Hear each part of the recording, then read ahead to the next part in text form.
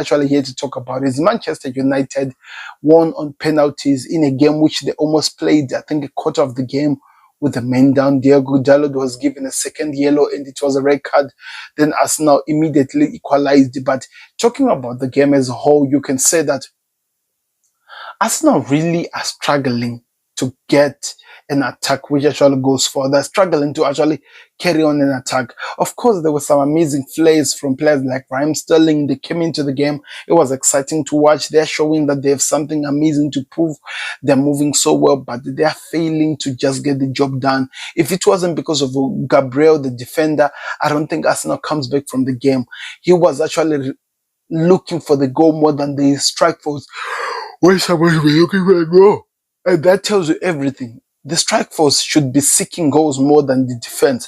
But in this situation, it was different. The defense wanted to score more than the strike force of Arsenal. And that has to be a worry for Mikel Arteta, because you are playing with the Manchester United team with the men down and you still cannot get a goal.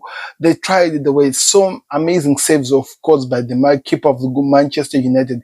He actually saved the Martin Odegaard penalty in the game, which I think Arsenal could have won the game, but they failed to do. It was saved as a penalty. Then the game went on until we went to the end of the game. Then, of course, United won. But in the game, the only team that ever looked like scoring in the game, to be honest, when it was 290 men versus 90 men, it was United.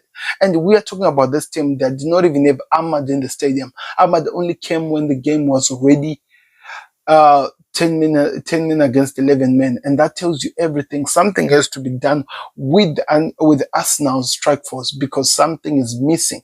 And the funny part is, we are talking about, we are still in January transfers. They can make some businesses. If they're interested, if they're serious, they can get some players who can help the team.